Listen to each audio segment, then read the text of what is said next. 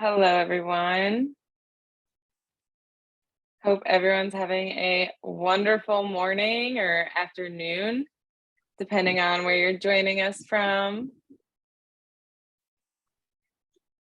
Just going to give it some time for everyone to start piling in, but I see some of you have already shared where you're calling in from, so why don't we get that chat going? Let us know where you're at. I am actually today calling in from Israel. I normally live in, well, I do live in Miami, but I'm currently visiting Israel. Super excited to be here. We got the Philippines.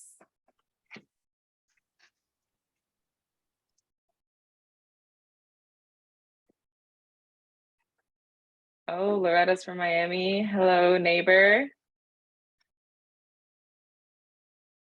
We got a global crew here.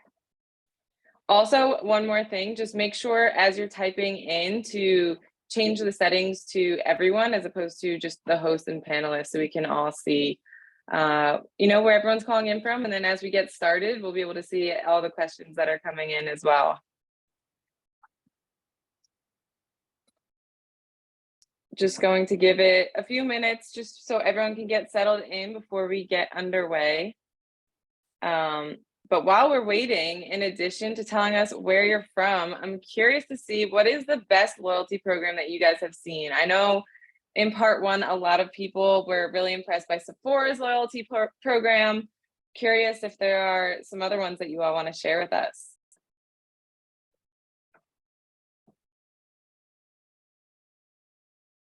And we're going to get started in about a minute or so.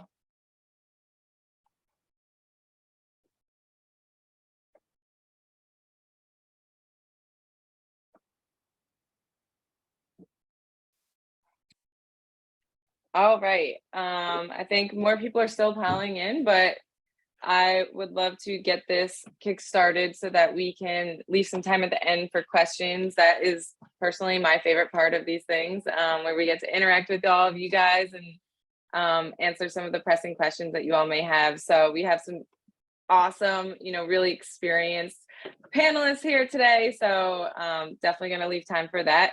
But welcome to today's webinar, How to Build a Loyalty Program with Stamped and We Love Loyalty. Okay, so really quickly, again, good morning or good afternoon to everyone who is joining us. Wanted to quickly run through our agenda for today before we get started. So we are going to go through introductions. From there, we're going to talk about planning your loyalty program and how you can optimize it. Next, we will go into launch strategies, and then we will touch on metrics, and then we'll open it up for Q&A. So just a few housekeeping notes before I get started. I'd like to cover a few topics. Today's webinar will be recorded. We will share a link with the last webinar and this week's webinar packaged together after the event is complete. And we welcome you to revisit the content yourself and share it with your colleagues as well. We are so excited, as I already mentioned, to answer your questions. So please look at the Q&A chat box on your screen. If you think of a question for the speakers at any point in time, just type it in there and we will hold it for the discussion portion at the end of the event. Also joining us on this call is Tila. She is our awesome partner and product marketing manager. So she'll be watching the chat and addressing questions as we go as well. So now I would love to introduce our speakers. All right, so we have Michael McBride. Quickly, we'll go over this since I know some of you have been here in part one. Michael, he is partner and co-founder at We Love Loyalty. He's an e-commerce pro with more than 15 years of experience driving growth with brands ranging from SMBs to household names. And Michael is a ton of fun to listen to and get to know. So you guys are all blessed to be here today. Joining Michael will be Christina. Christina is our manager of customer success and onboarding at Stamped. Christina has over 7 years of experience in e-commerce, and she's extremely passionate about helping brands get the success that they deserve. My name is Annette Snow. I am the manager of partnerships here at Stamped. I have over 6 years of experience in the e-commerce space, both on the technology and the agency side.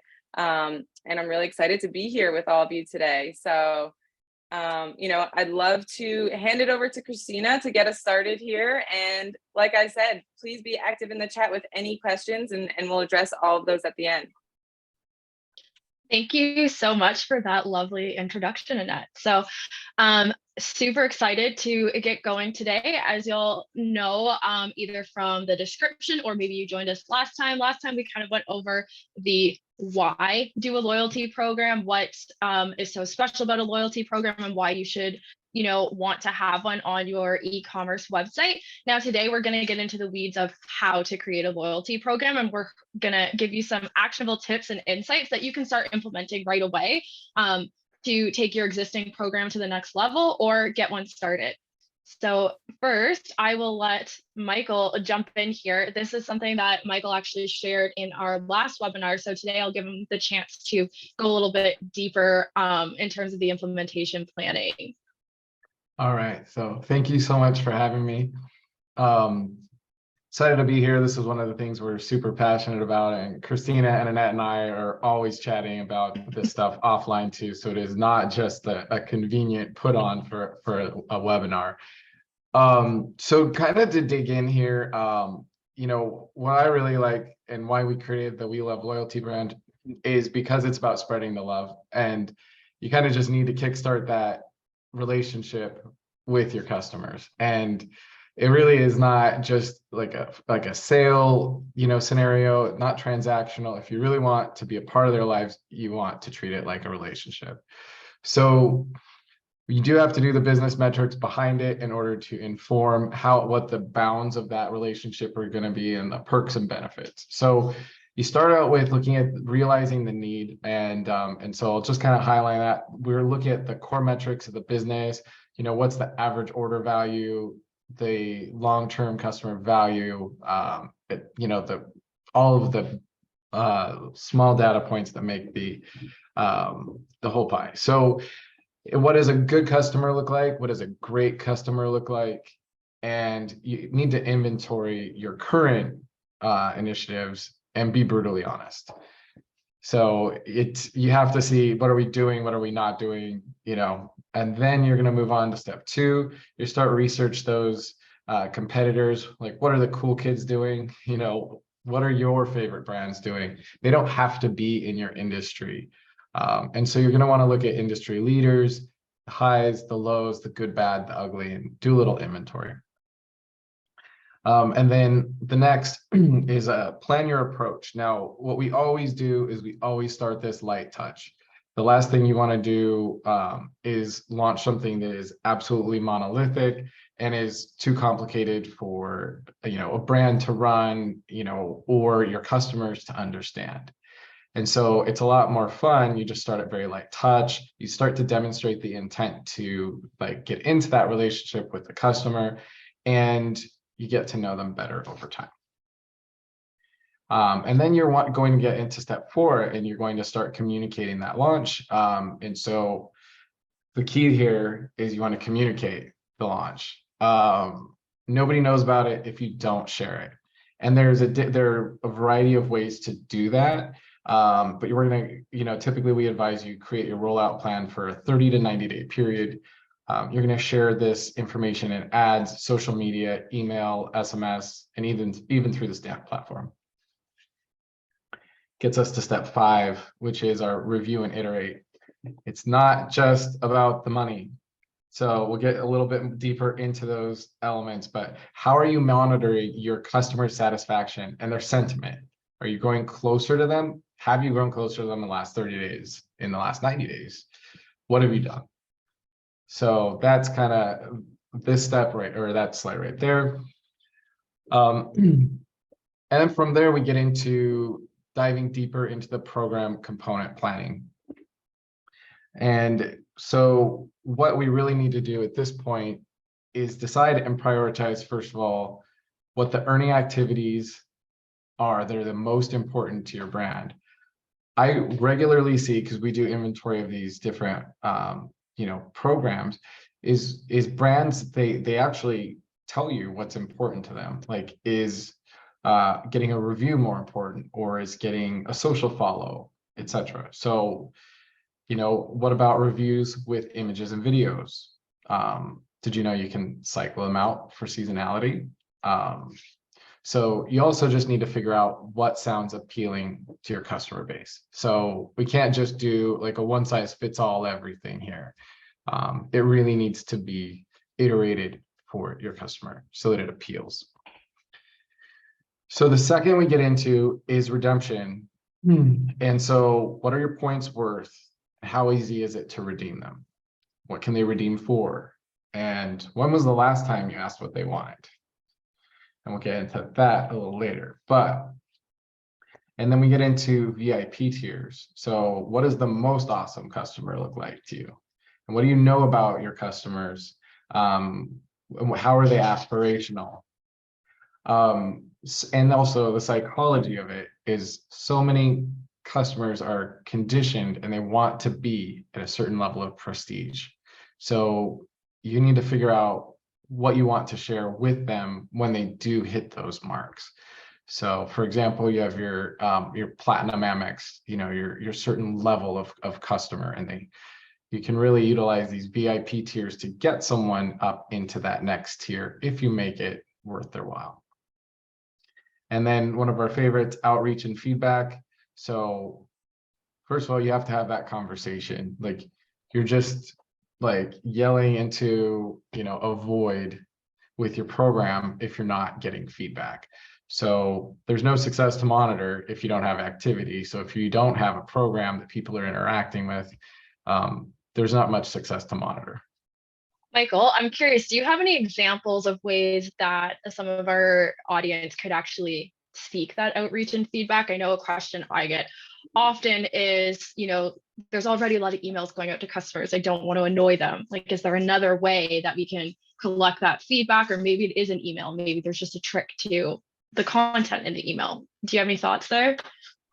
Thoughts there, it could be, there's a variety of ways you can go about it. You can send out a survey, but you can also ask people just conversationally in posts. And a lot of what we advise is to become a part of that customer's life and not just market to them. So I would love if a brand just asked what I thought about something that they offered or whatever in it. Totally open social post, just like all comments are awesome. Tell us how you feel, or tell us ways that you would love for us to improve our program. Cool, thank you. All right, so then, sorry, back into here, seasonal analysis. So that kind of gets us a bit into that monitoring engagement and not just money. So you want your customers to feel warm and fuzzy. You want to know if they're not. And part of that also is just being open, honest, providing value that's not just sales oriented. So it's the long game. It's not a quick smash and grab. All right. That's it for that slide.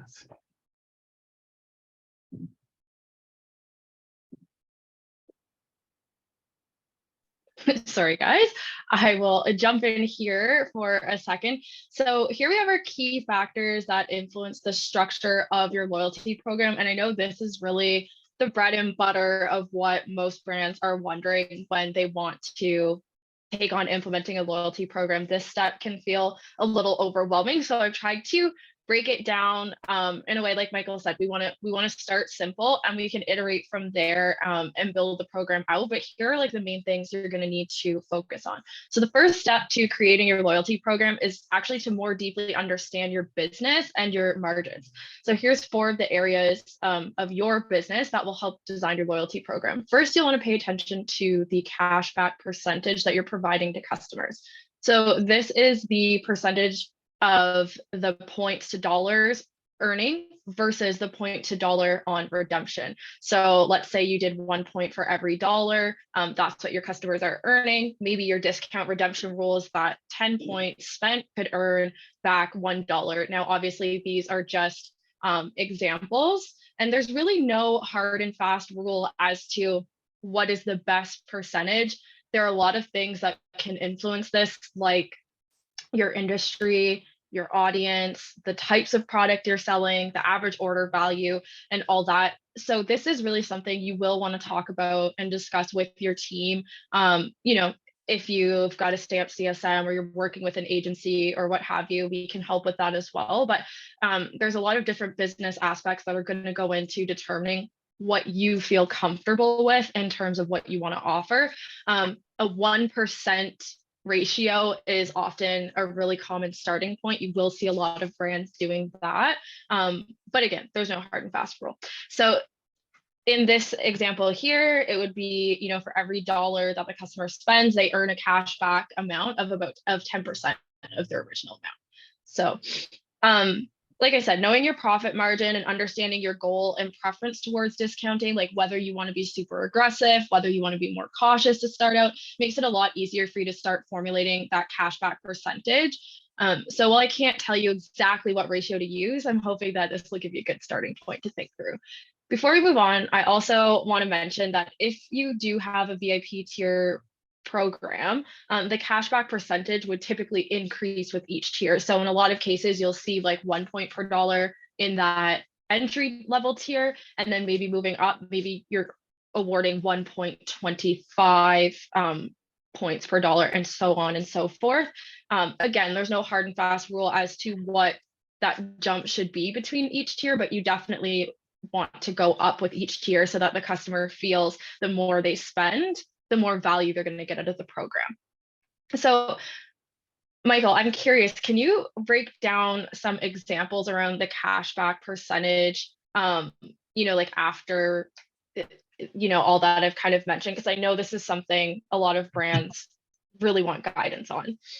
Yeah, so this is, first of all, it's important, to be maybe a little more generous than you think out of the gate. Because if nobody's participating, you're not going to see much. You can always dial it back. You can always change it. But typically, as a general proposition, I say like a 5 to 10% cash back on the purchase. And that does go into lots of different, high math as far as like how the, points are accrued and what are they worth. And so for a brand that has like lower average order values, I would probably give a higher number of points per dollar spent. I think one of the examples that we have in here a little later on has a they do like 100 points per dollar, and then you recruit it. So a lot of it is managing making it appealing to the customer. But I have a couple metrics that I really love, and one of them is kind of like that best customer. What does the best customer do? If they check all your boxes and they do all your activities out of the gate, like what are they getting on like right away? And then what does that ongoing just look like on a minimum? So, and then I'm a fan of changing things up on a quarterly basis as well, but I did actually review, as we get into the next ones, I'll review those, so I'll jump in a little bit on those. So cool, thank you. Yes. Quick question from the chat here that I thought was topical. Dylan is asking specifically about a sweet spot for cashback percentage in a consumable product, so food and beverage. Let's see, food and beverage.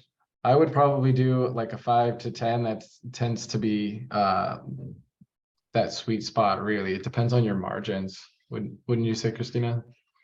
Yeah, it definitely depends on the margins. And another thing as well, that a way that I've found to get creative with it is, like Michael mentioned, you don't necessarily have to do 1 point per dollar as your earning basis to make it more exciting. You could do, 100 points per dollar, where you play with the ratio is on the cost to redeem these points for the rewards.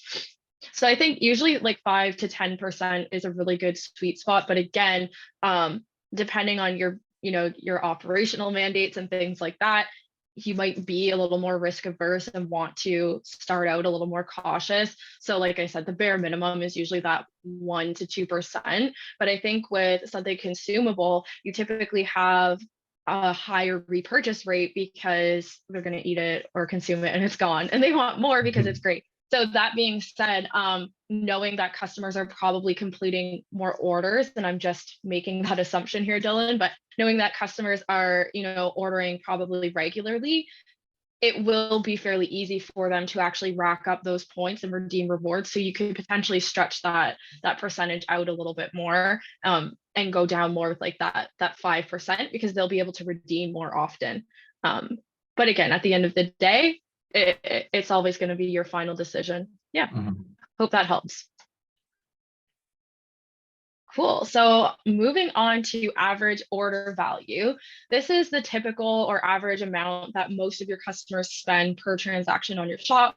If you're not familiar, this value helps to determine what type of discounts you can provide. How many orders does the customer actually need to make in order to earn the equivalent of points needed for, like your first level discount. So like your cheapest discount. You want to keep those things in mind, because while you want the customer to work a little bit to get there so that you're not, giving away discounts on every order, you also want to make it attainable. You don't want your customers to feel like I have to spend $5,000 before I get, a $10 reward. You want that to be realistic. And so that's where, your average order value comes into play.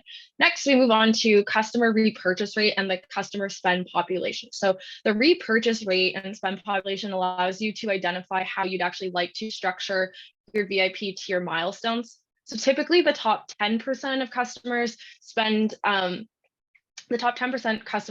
amount from the third tier milestone, and the second VIP tier would be the 50% mark. So really all that is just to say, as you go up in spend, you kind of want to benchmark your customers in segments to try and determine where that right entry milestone is for your next tier. So you really want your highest tier to be reserved really for that top, like 1 to 10% of customers that are spending the most with you regularly. And that's where you can add like, extra perks. So maybe they get free shipping on every order, maybe they get early access, all types of things we'll get into a little bit later. But, and then moving down, you want probably like your second tier to match like about 50% of your customers.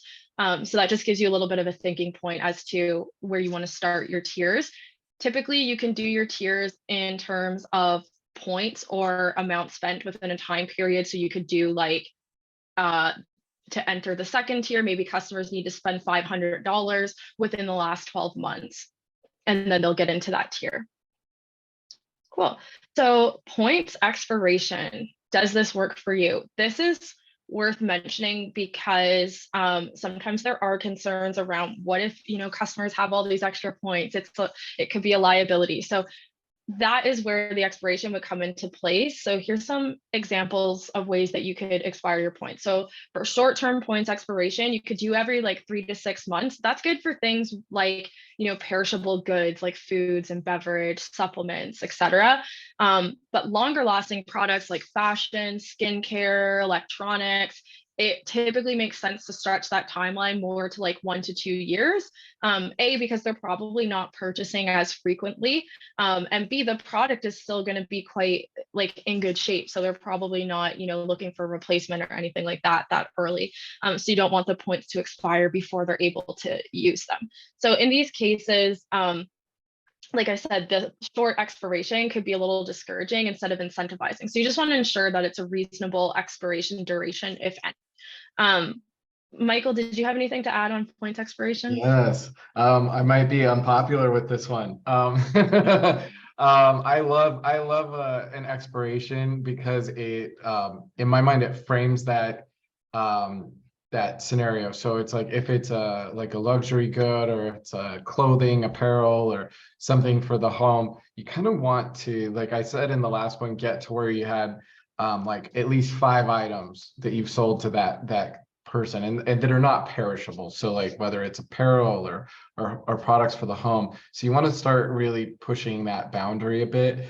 And one of the things that I really love is that when you create this relationship with the customer that includes loyalty, they get notifications when they earn. So they earn rewards like, oh, it's like that Pavlovian response. Good boy. We just, here you go, here's some reward points, And so you kind of just keep that moving forward, and then they start to accrue the points, and then they get reminders when they're about to expire. So it lets you know, and you start thinking like, maybe I needed that throw blanket or like that bar set, So that's from my aspect or my perspective, what I would typically. Yeah, absolutely. So the expiration can help kind of create urgency with the customers, and it also gives an opportunity for some more touch points with those customers because you're reaching out with those notifications about their points, expiring at the certain intervals. So love it. Okay. So touch points. Oh, sorry. Touch points that are not truly selling. So it's like you have these. We're doing you a favor to let you know that they're going to expire, so you want to use them. That's like, yeah. So anyway. It's like a courtesy touch point. Yes. Cool. So let's talk about points and rewards, the exciting stuff now. So this is an example of one of our customers, Vanity Table, who have a really straightforward and direct points and reward system. So you can see that there are 4 activities for which the customers can earn rewards. So number 1, signing up for the account, making a purchase, referring a friend, and writing a review. What's nice about this is it gives customers additional ways to earn points rather than just through purchasing. And so it's an easy, like low-hanging fruit that the customer can use to actually like get into the loyalty program. And once you've got them in the loyalty program, as long as it's engaging enough, that's a way to keep them, purchasing with you, even when other brands might have a similar product. Now they know, hey, I've already got this many points. I'm this far away from a reward. Let me keep purchasing with Vanity Table, and then I will be able to make use of the program. So this simplicity makes the program really easy to understand. And Vanity Table is actually reducing friction points by making it simple for the customers to understand how they earn points and how to spend them. There's no like complexity to it, which is really nice.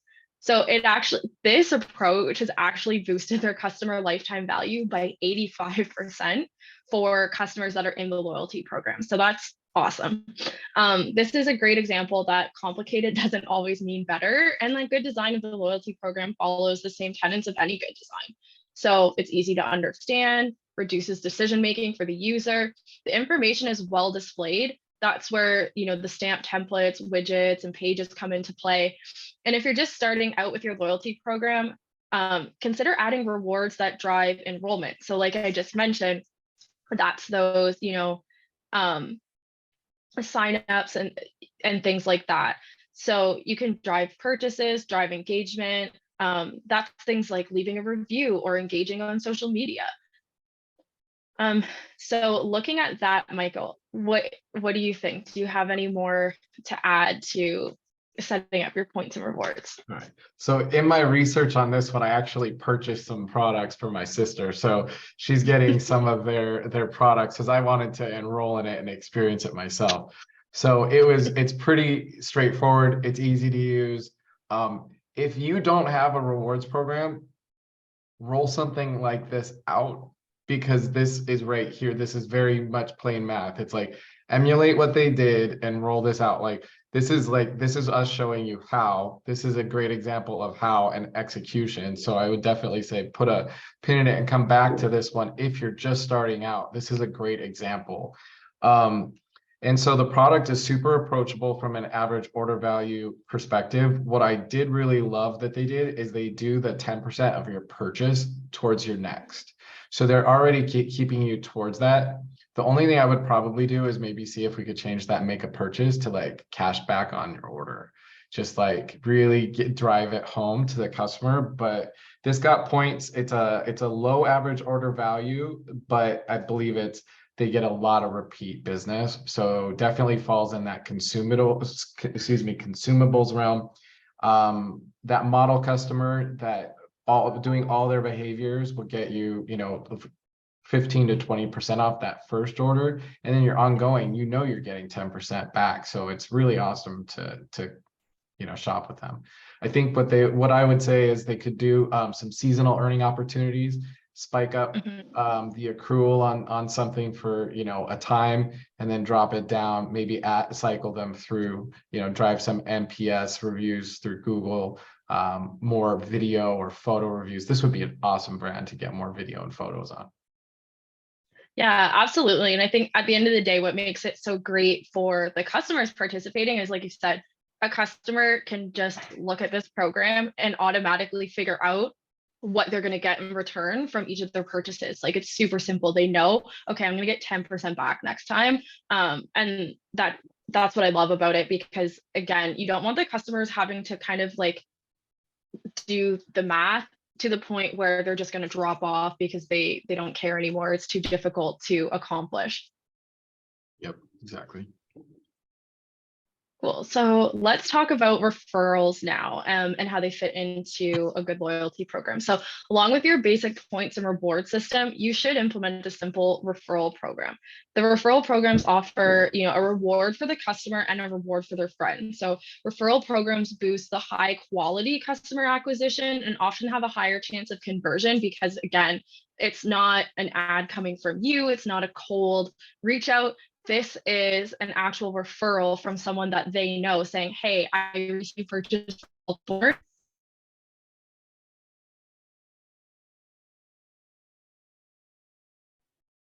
Christina, you're frozen. We'll just wait a minute for her to hop back in.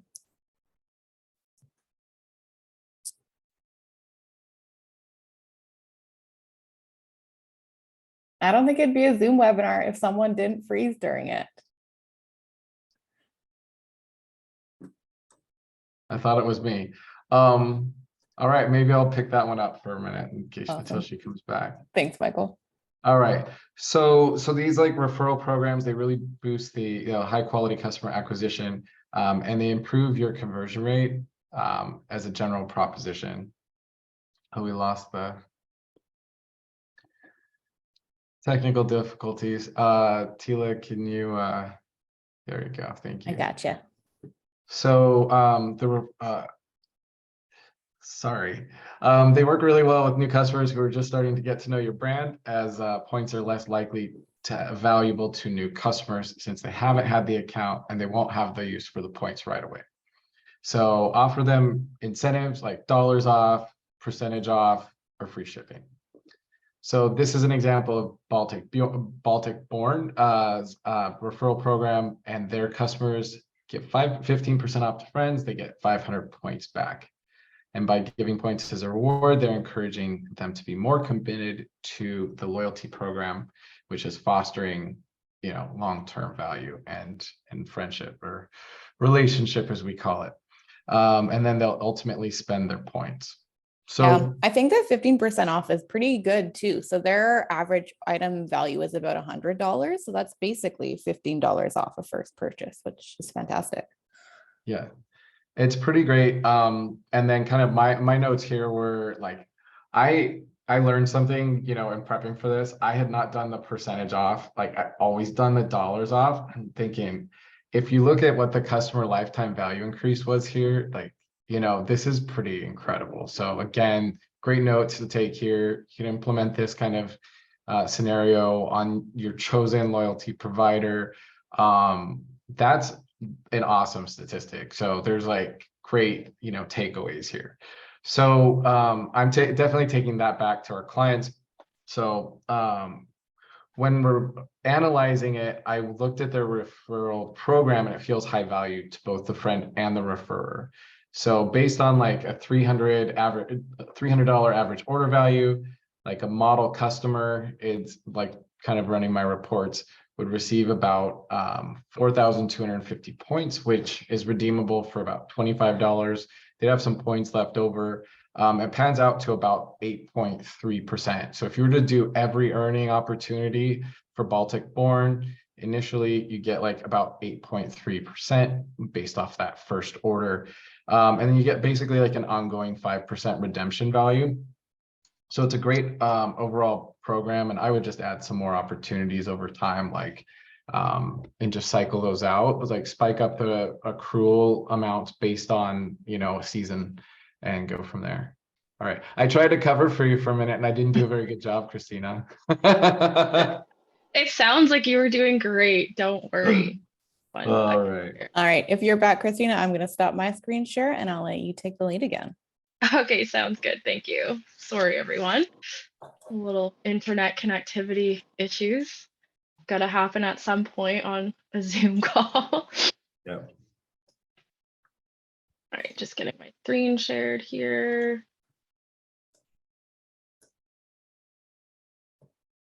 Ken in the chat says you did great, Michael. Good job. Thank you. Look at that. You might as well just keep going. Oh, all right. Oh, Tila, can you allow me to share my screen, please? Yep.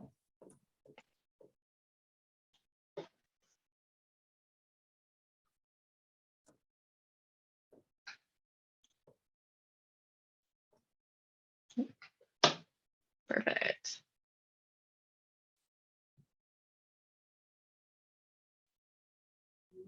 All right, let's keep going.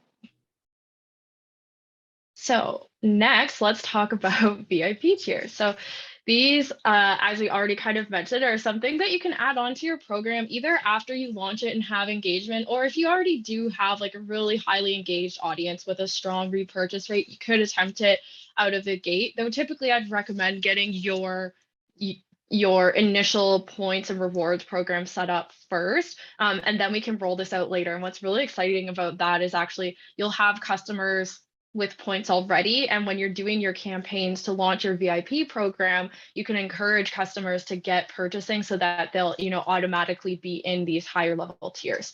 So just to rewind for a second, a VIP program gives a higher reward amount to customers who purchase often. So the first tier would start at 0 points or amount spent, assuming that even new customers are still part of the loyalty program. If you skip this, customers won't be able to start participating in your program until they reach the order volume or value of your first tier. So highly, highly recommend do not skip, you know, that first tier for everyone, including new customers.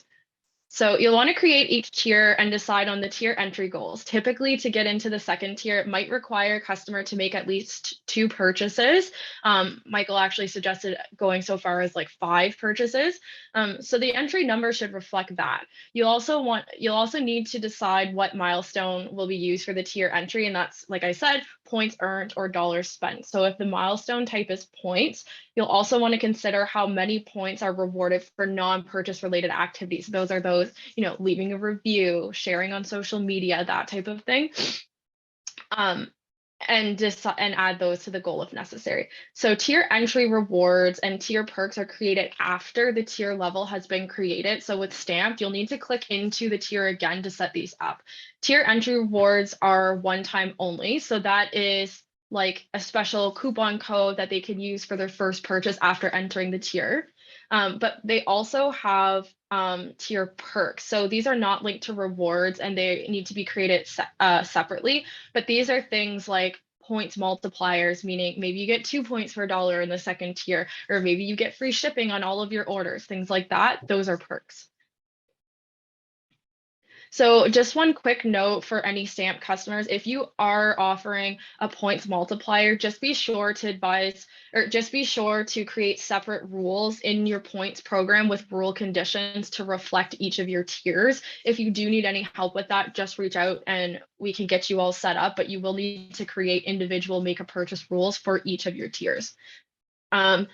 Other types of perks, such as exclusive access to sales or free shipping on all orders, will have to be done outside of Stamped. So in most cases, you'll use the customer tag for VIP tiers to create these segments. So for example, in Shopify, we'll push through any of your VIP customers will get, sorry, we will push through tags for your VIP customers, and the tag will match the tier name. And so you can use that to create all types of things with like Shopify Flow or other kind of things that you're setting up within Shopify based on customer tags. Michael, I think you probably have a bit to add here, so I will pause for a second and see what you think about all this. Yeah, sure. So yeah, I feel like the psychology of VIP is just incredibly important. And we do advise to, you know, do your initial launch and get it going and then kind of like continue, and I'll get into that in a little. But yeah, psychology of the VIP, that aspirational customer. So you kind of want to make that first tier, like Christina was saying, like easy for you, that customer to get into, like for them to be a part of.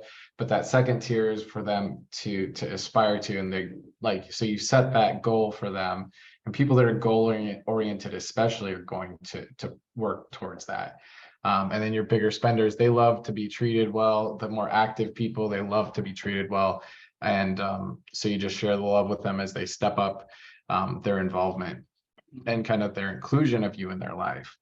So a lot of it too is you want to listen to what the customer wants. So what do they want? What do they see as value in a VIP program versus just something you might think on your own, like, oh, this is great. Like, why don't you ask them? Why don't you do, you know, some research and figure it out? And so the thing that I would drive home the most as it relates to loyalty rewards, VIP, is you want to not just sell to a person, you want to be a part of their life. And so you invest in becoming a part of their life. So as a brand, you know, if you start thinking about a VIP, this person is going to either spend just a ton of money with you, or they are going to like engage with your brand in a very real way by writing reviews, sharing on social, following you on social, and then you become a part of their actual life, and your brand starts to identify with them. So that's priceless as far as I'm concerned. I mean, you don't want to lose your shirt on a VIP program here, but it's really an awesome relationship to create. Yeah, absolutely. Awesome. So now let's get into the launch strategy. So this is super critical. I think it's super exciting as well. I love talking about the launch. While Stamp can provide the framework you can use to build your loyalty program, we aren't providing professional services. Our CST, our customer service, not customer service, our customer success team will work with you, you know, on your strategy. They'll work with you on, you know, determining the way you want to set up your program. We'll make sure it's set up properly based on the way that you want it to run. We'll help you, you know, add the widgets to your website and all of that good stuff, but we aren't, you know, going in and making those business decisions for you. So we highly recommend developing a launch strategy for your new loyalty program in order to ensure your customers know about it. In the process of launching your program, you may also get attention from potential customers as a bonus. And, you know, if you are looking for a more hands-on or done for you approach, that's where you would engage a partner like, you know, Michael at We Love Loyalty to really like build out the launch strategy for you. So we recommend our customers launch their loyalty program with a minimum of these items. So here are some examples of campaigns you could do. You could recommend a referral after a customer leaves a 4 to 5 star review. And then create a campaign for customers that check out as guests, letting them know that they could have earned points and inviting them to create an account. And I will just quickly mention here, we do have integrations with some popular email marketing tools that would actually allow you to set this up. So if you are interested in that, just reach out to the team and we can, you know, help you set that up and make sure that it'll work with your email provider. So a 3-month touch point if there's been no activity in the program. So this lets the customers know, how many points they have and suggest some rewards that they could purchase with it. Another option is to include points info in any product launch emails. So you could personalize the emails so that, when I receive my email from Vanity Table, it says, hey, Christina, you've got 500 points waiting for you. And also we've just launched these really good products. Why not apply your points to your next purchase? So you can even take it a step further by, like I said, working with an agency to have an all-encompassing, launch strategy and deliverables created. We also recommend seeking customer feedback regularly in order to help make decisions on what types of rewards to offer and see how they feel about the program. So we've already talked about that a little bit. I won't say too much there, but if you do have any questions, don't be shy, leave them in the chat. Michael, any thoughts here? A few that we really love to kind of add in here is just don't leave low hanging fruit. So it's like, and fortune favors the bold. So send those NPS review requests to boost your Google your ratings for shopping. Why not? It's a great way to get back in touch with maybe like a customer that isn't signed up for email marketing or SMS. Send review requests for previous purchases. Like, why not? And share specific behaviors to drive success. So touching on this again, because you don't want your program to be stale. So you just say, you don't concentrate on everything at first. You say, we're going to drive this specific, and then you cycle it out, and it just keeps it fun. And it also becomes, I guess, getting into our next slide, loyalty becomes a content pillar. So I guess let's go into our next slide. Yeah, and just before jumping over there, I'll kind of wrap this one all up to say, in terms of sending those NPS review requests, etc., you want to include the mention that this will offer the customer points in exchange for those reviews. And that's a way to, again, now you're getting actionable data for your business. It's boosting your Google ratings. And also the customer is going to now be more engaged with your loyalty program. Yep. Awesome. Cool. So Michael, I will let you take this one away because I know you have lots of good thoughts here. All right. Yeah. So it's super important to have multiple content pillars as a marketer. And so you don't want to just have it be like sell, sell, sell. And I know that's that sales mentality. They say sell, sell, sell, but you can't just do that. You have to offer other value if you're going to be a part of their life. So, so your newest content pillar is loyalty. So it's not going to clutter up your content calendar. It's going to add to it. It makes you come across as like a feel-good brand, appreciative. People are more like, your customers are more apt to develop a relationship with you because you're creating that open line of communication and the appreciation. So I would say, with you're going to integrate it with Klaviyo for your email and SMS as far as like driving the knowledge of that program, and then seasonal features for different behaviors. Kind of like Christina said, we could put your email, like the rewards points in there as well. Through Stamped, we can send out NPS score review requests, etc.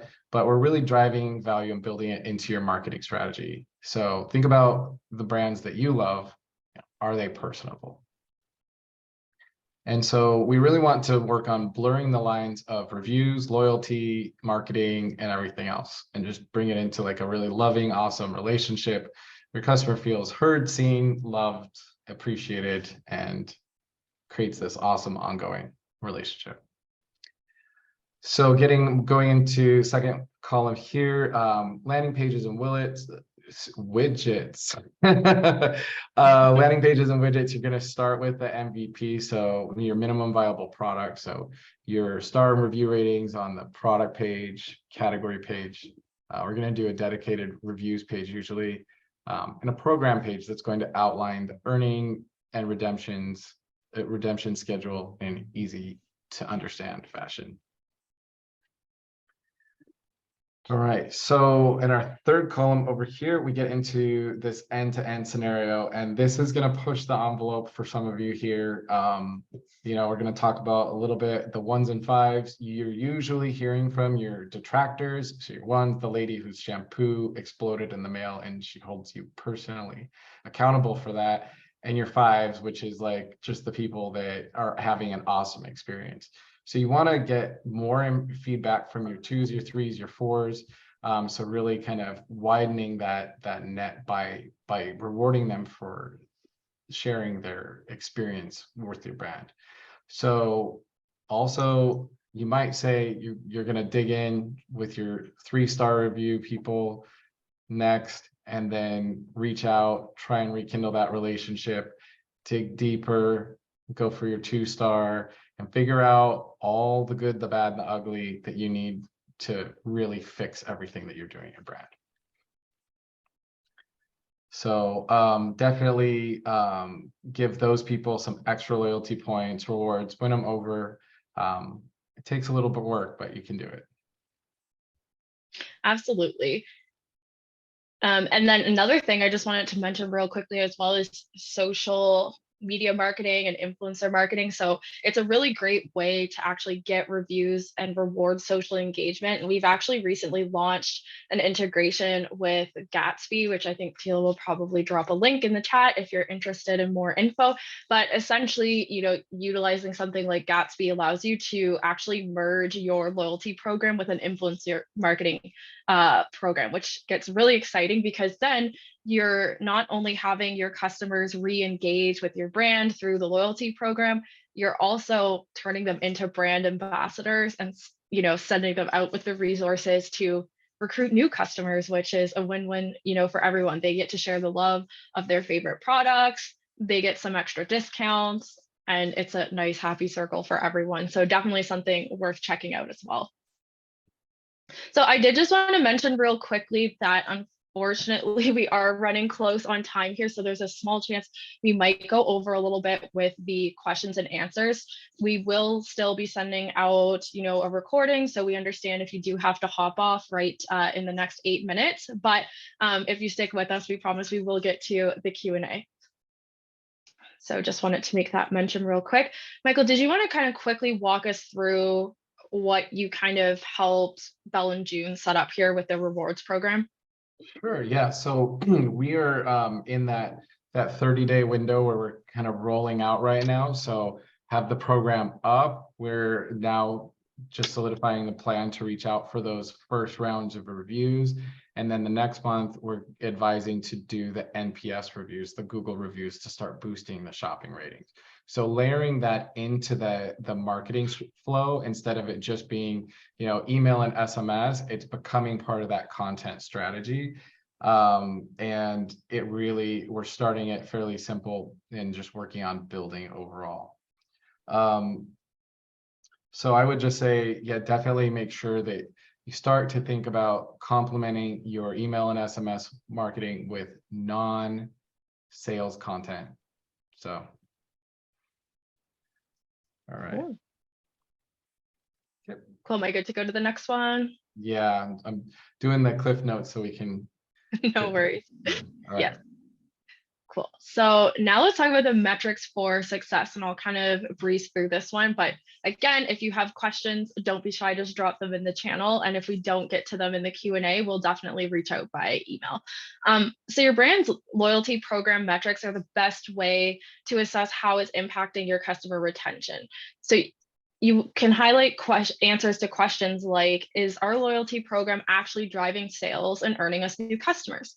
Are shoppers eagerly signing up for and engaging with our program? How much value are we gaining when customers redeem their rewards? So knowing this information will help better tailor your loyalty program so that it's a smashing success for your bottom line and your customer engagement as well.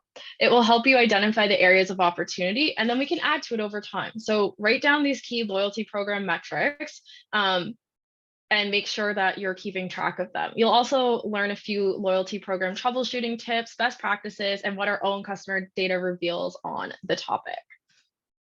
So number one is the redemption rate. This rate tells you how many points your customers are earning versus how many they are cashing in and redeeming. It's great if your customers are racking up points, but the excitement for them will soon fade if there's nothing worth redeeming them for. So if you notice customers sitting on their points, it's a red flag that you probably need to look at the rewards that you're offering. So we'll show you how to address this a bit later.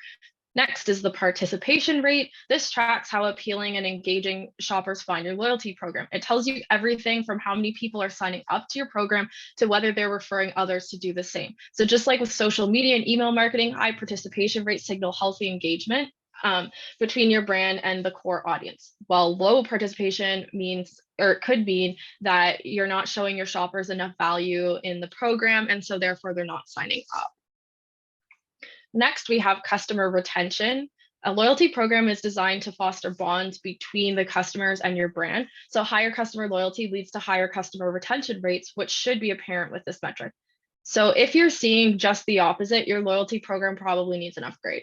This means you'll need to brainstorm ways you can keep your customers happy for the long term.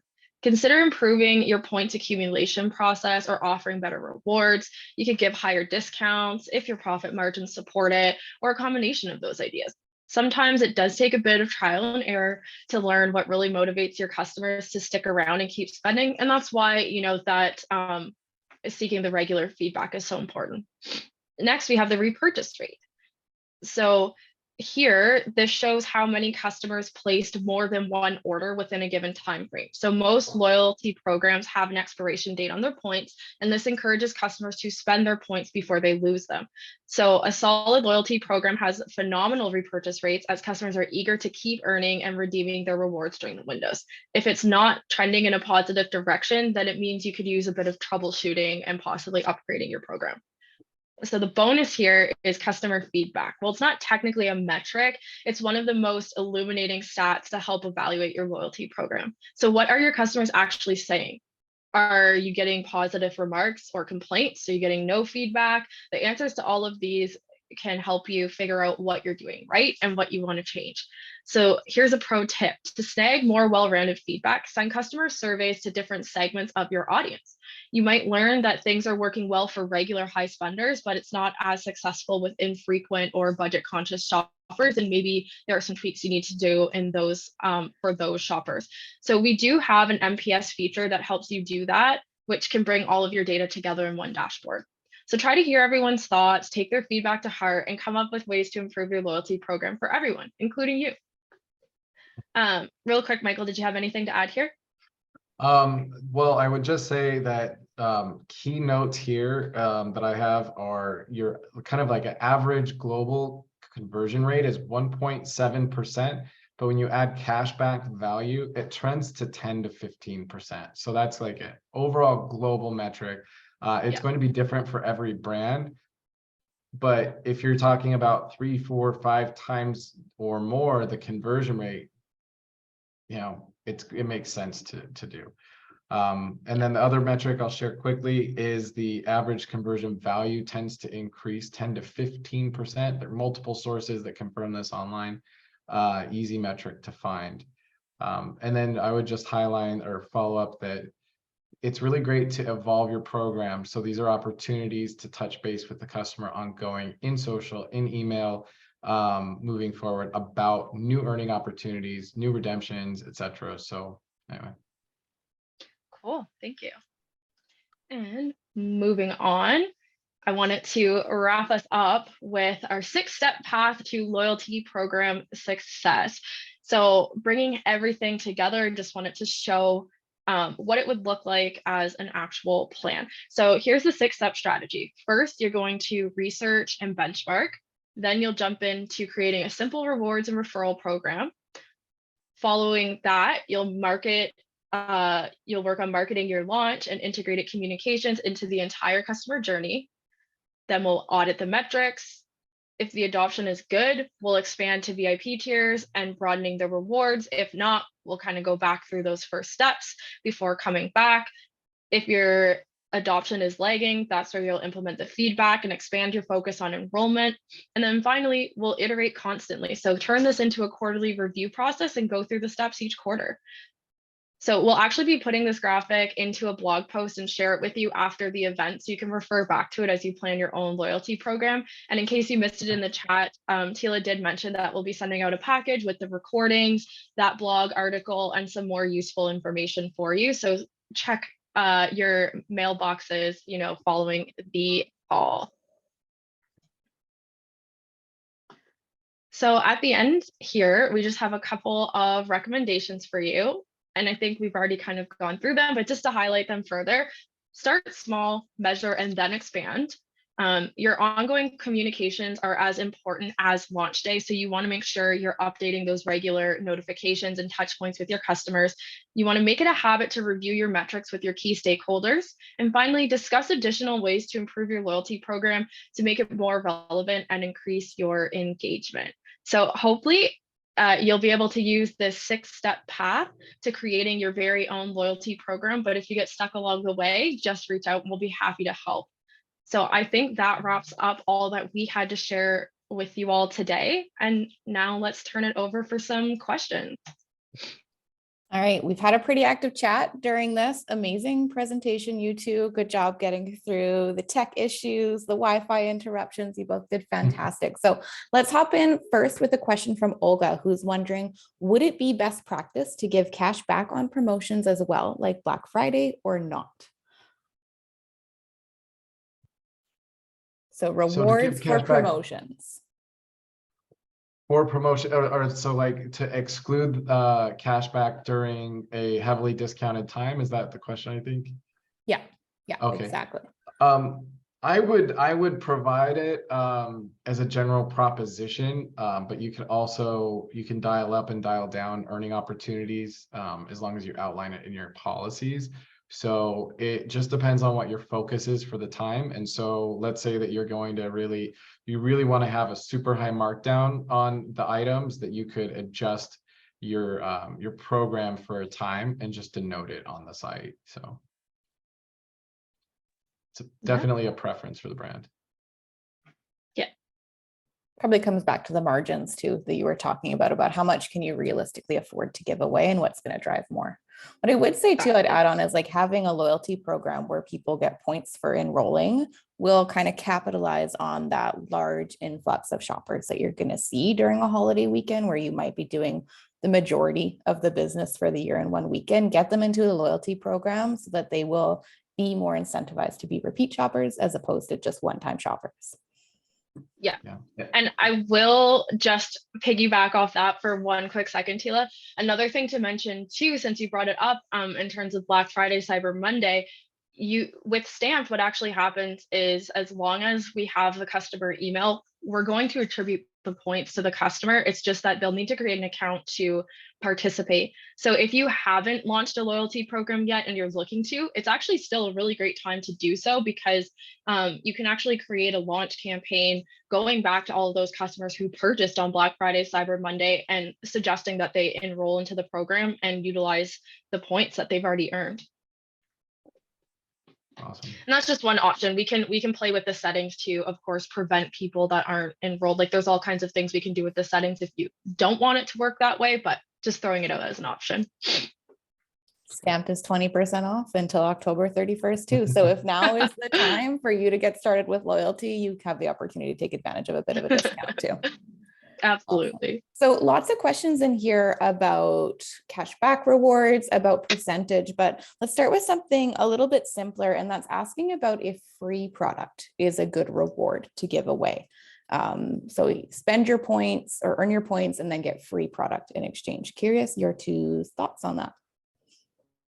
I think it depends again on the margins and what kind of what you're comfortable with. However, I will say it also depends on the product too and what your customers are interested in. Typically, for free product, you typically want to do like something that's a bit lower value. Something that I find to work really well is like products that complement the things that customers frequently purchase from you. So I have one brand in mind, for example, they sell headphones, and they also sell, tips for those headphones that come in like a wide variety of sizes that you wouldn't typically get elsewhere. So for example, in their loyalty a program, they're looking at, it's not launched yet, but they're looking at offering, you know, those tips as a free product, you know, because it goes in conjunction with the product that customers are already purchasing. So that's like one option. But I'll save some room for Michael in case he has a response as well.